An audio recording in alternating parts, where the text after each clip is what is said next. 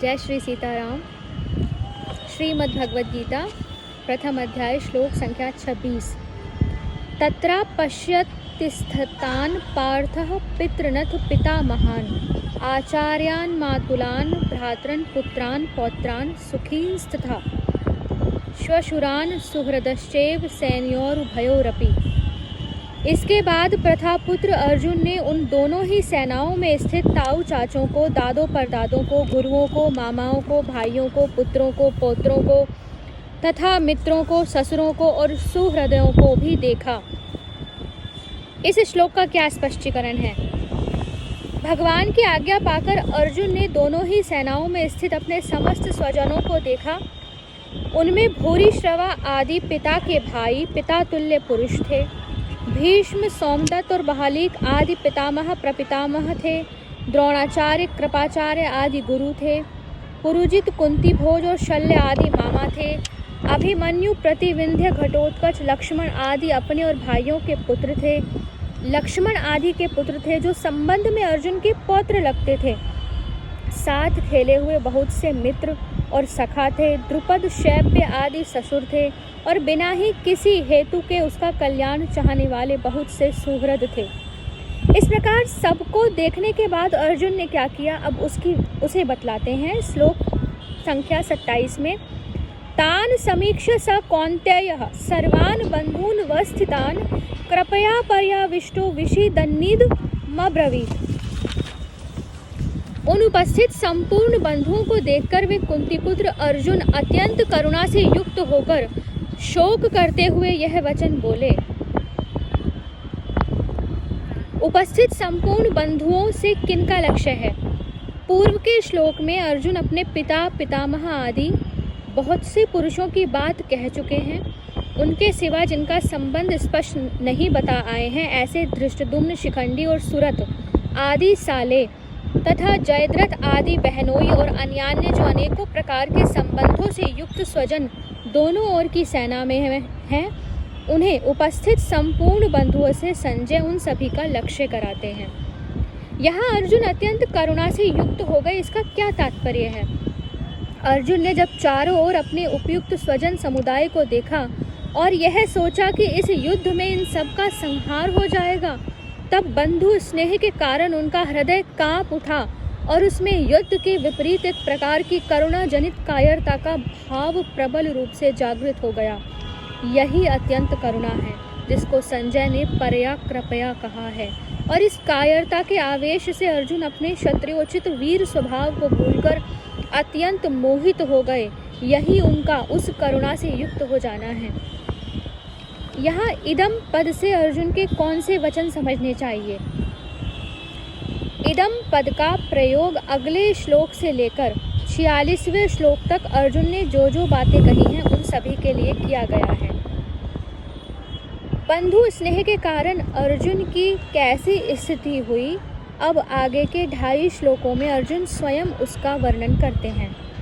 अर्जुन उवाच, श्लोक संख्या 28 की 2 पंक्तियां और 29 की 1। दृष्टवेमं स्वजनं कृष्ण युयुत्सुं समुपस्थितं सीदन्ति मम गात्राणि मुखं च परिशुष्यति वेपथुश्च शरीरे में रोम हर्षश्च जायते। अर्जुन बोले, हे कृष्ण, युद्ध क्षेत्र में डटे हुए युद्ध के अभिलाषी इस स्वजन समुदाय को देखकर मेरे अंग शिथिल हुए जा रहे हैं और मुख सूखा जा रहा है तथा मेरे शरीर में कंप एवं रोमांच हो रहा है। अर्जुन के इस कथन का क्या भाव है? यहाँ अर्जुन का यह भाव है कि इस महायुद्ध का महान भयंकर परिणाम होगा। ये सारे छोटे और बड़े सगे संबंधी तथा आत्मीय स्वजन जो इस समय मेरी आंखों के सामने हैं, मौत के मुंह में चले जाएंगे। इस बात को सोचकर मुझे इतनी मार्मिक पीड़ा हो रही है, मेरे हृदय में इतना भयंकर दाह और भय उत्पन्न हो गया है कि जिसके कारण मेरे शरीर की ऐसी दुर्वस्था हो रही है।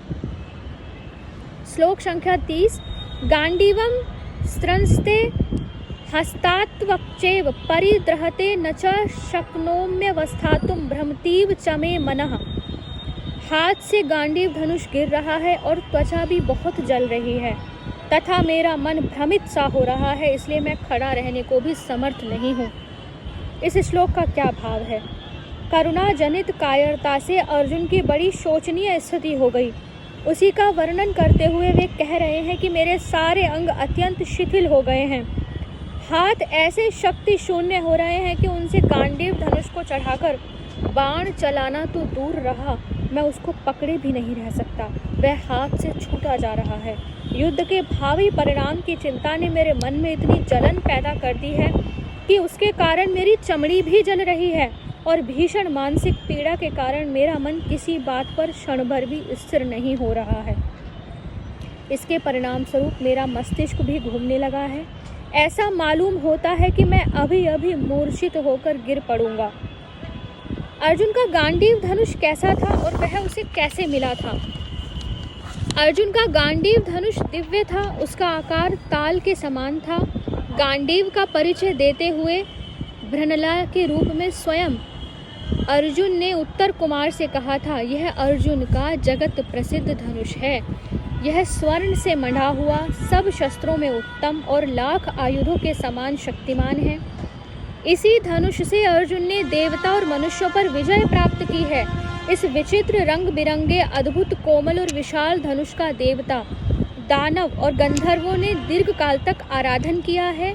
इस परम दिव्य धनुष को ब्रह्मा जी ने 1000 वर्ष, प्रजापति ने 503 वर्ष, इंद्र ने 85 वर्ष, चंद्रमा ने 500 वर्ष और वरुण देव ने 100 वर्ष तक रखा था। यह अर्जुन को खांडव वन जलाने के समय अग्निदेव ने वरुण से दिलाया था।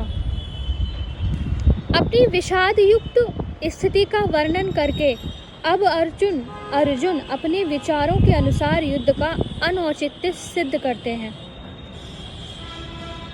श्लोक संख्या 31 में निमित्तानि च पश्यामि विपरीतानि केशव न च श्रेयो अनुपश्यामि हत्वा स्वजन मा हवे। निमित्तानि च पश्यामि विपरीतानि केशव न च श्रेयो अनुपश्यामि हत्वा स्वजन मा हवे। हे केशव, मैं लक्षणों को भी विपरीत ही देख रहा हूँ तथा युद्ध में स्वजन समुदाय को मारकर कल्याण भी नहीं देखता। मैं लक्षणों को भी विपरीत ही देख रहा हूँ, इसका क्या भाव है? किसी भी क्रिया के भावी परिणाम की सूचना देने वाले शकुनादि चिन्हों को लक्षण कहा जाता है। श्लोक में निमित्तानि पद इन्हीं लक्षणों के लिए आया है। अर्जुन लक्षणों को विपरीत बतलाकर यह भाव दिखला रहे हैं कि असमय में ग्रहण होना, धरती का कांप उठना और आकाश से नक्षत्रों का गिरना आदि बुरे शकुनों से भी यही प्रतीत होता है कि इस युद्ध का परिणाम अच्छा नहीं होगा। इसलिए मेरी समझ से युद्ध न करना ही श्रेयस्कर है। प्रश्न: युद्ध में स्वजन समुदाय को मारकर कल्याण भी नहीं देखता, इस कथन का क्या अभिप्राय है? अर्जुन के कथन का भाव यह है कि युद्ध में अपने सगे संबंधियों के मारने से किसी प्रकार का भी हित होने की संभावना नहीं है, क्योंकि प्रथम तो आत्मीय स्वजनों के मारने से चित्त में पश्चाताप जनित क्षोभ होगा, दूसरे उनके अभाव में जीवन दुखमय हो जाएगा, तीसरे उनके मारने से महान पाप होगा। इन दृष्टियों से न लोक में हित होगा और न परलोक में ही। अतएव मेरे विचार से युद्ध करना किसी प्रकार भी उचित नहीं। अर्जुन ने यह कहा कि स्वजनों को मारने से किसी प्रकार का भी हित होने की संभावना नहीं, और फिर वे उसी की पुष्टि करते हैं। न कांक्षी विजयम कृष्ण न च राज्यम सुखानि च किम नो राजेन गोविंद किम भोगिर जीवितेन वा। हे कृष्ण, मैं न तो विजय चाहता हूँ और न राज्य तथा सुखों को ही। हे गोविंद, हमें ऐसे राज्य से क्या प्रयोजन है अथवा ऐसे भोगों से और जीवन से भी क्या लाभ है? अर्जुन के इस कथन का स्पष्टीकरण कीजिए। अर्जुन अपने चित्त की स्थिति का चित्र खींचते हुए कहते हैं कि हे कृष्ण, इन आत्मीय स्वजनों को मारने पर जो विजय, राज्य और सुख मिलेंगे, मैं उन्हें जरा भी नहीं चाहता। मुझे तो यही प्रतीत होता है कि इनके मारने पर हमें इस लोक और परलोक में संताप ही होगा। फिर किस लिए युद्ध किया जाए और इन्हें मारा जाए? क्या होगा ऐसे राज्य और भोगों से? मेरी समझ से तो इन्हें मारकर जीने में भी कोई लाभ नहीं है। अब अर्जुन स्वजन वध से मिलने वाले राज्य भोग आदि को न चाहने का कारण दिखलाते हैं। श्लोक संख्या 33। येषामर्थे कांक्षितं नो राज्यं भोगः सुखानि च त इमे अवस्थिता युद्धे प्राणास्त्यक्त्वा धनानि च। हमें जिनके लिए राज्य भोग और सुखादि अभीष्ट हैं, वे ही ये सब धन और जीवन की आशा को त्याग कर युद्ध में खड़े हैं। अर्जुन के इस कथन का क्या तात्पर्य है? यहाँ अर्जुन यह कह रहे हैं कि मुझको अपने लिए तो राज्य भोग और सुख आदि की आवश्यकता ही नहीं है, क्योंकि मैं जानता हूँ कि न तो इनमें स्थायी आनंद है और न ये स्वयं ही नित्य हैं। मैं तो इन भाई बंधु आदि स्वजनों के लिए ही राज्य आदि की इच्छा करता था, परंतु मैं देखता हूँ कि ये सब युद्ध में प्राण देने के लिए तैयार खड़े हैं। यदि इन सब की मृत्यु हो गई तो फिर राज्य भोग और सुख आदि किस प्रकार काम आवेंगे। इसलिए किसी प्रकार भी युद्ध करना उचित नहीं। इस प्रकार युद्ध का अनुचित दिखलाकर